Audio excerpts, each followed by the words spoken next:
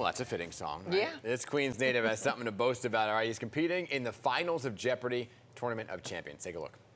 Ben? Who is the Wizard of Oz? That's right. What's 45 BC? Last full year, that's right. What's known as this New England city's convention was spurred by dissatisfaction in the War of 1812. Ben? What's Hartford? Good. Ben? What's Diuresis? Yes.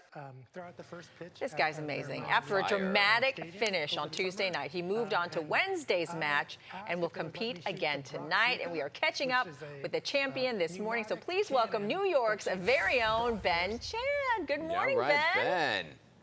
Yeah. Hey there. So you Good morning. Happy Pi Day. Happy Pi Day. And here's a guy that actually knows all the numbers. Let's hear it.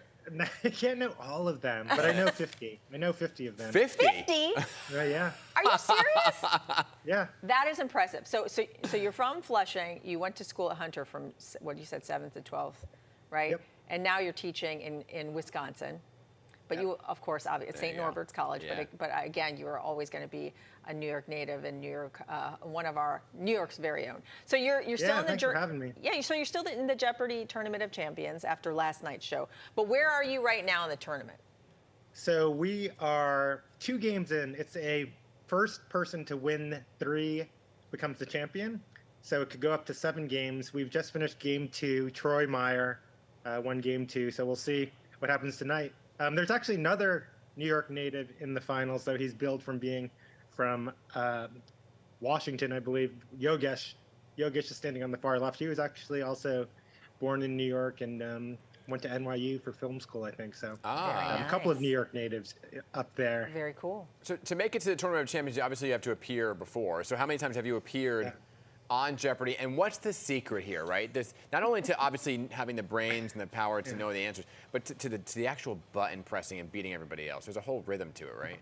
Yeah, it's mostly a rhythm thing. The key is not to get anxious about it. I think actually looking back at last night, I probably got anxious about it and tried to come in faster, and that's counterproductive because you get locked out. So that's the main thing being on stage. I'd say people ask if you're nervous on stage, and mostly I'm more nervous waking up thinking about what I have to do like all day than on stage. Because on stage you don't have time to think, right? So all the thinking is before and after. On stage it happens so fast. It's very, I don't know, it's one of the nicest anxiety-free moments, weirdly, because you don't have time to think. Well, here's the thing. This is the reason we really wanted to talk to you about, because Tuesday night, when you did win, it was very dramatic.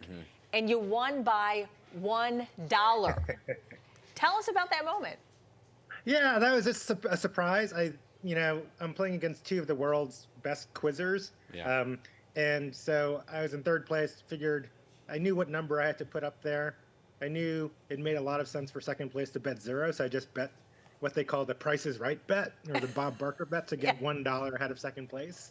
And it just turned out that it worked out. It makes you look really smart if you wind up with $1 more, but it was a lot of things had to fall into place. Wow. Can you take us to the preparation, right? Because some people say, oh, well, you just have to be naturally smart. But there's like a prep, right? And you don't know what the topics are. So what do you do? Just read the encyclopedias? That's funny. My mom, I got to shout out my mom. She's still in Flushing. And to the people watching in Flushing House, hi.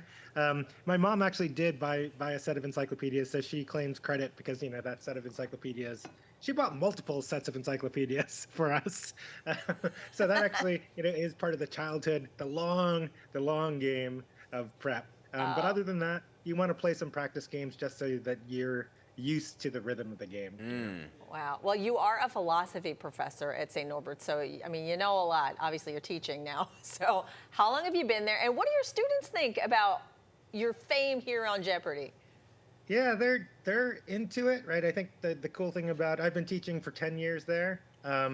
It's a lovely place. I mean, I think it's, Hazel, you know Green Bay. Yes, I do. Right? So I think one of the cool things is the most common thing I get is, my grandmother loves you. Right? So it's not, college students don't have, they've cut the cord, so it's mostly their parents and grandparents who are most excited about this. There you go. Well, all right.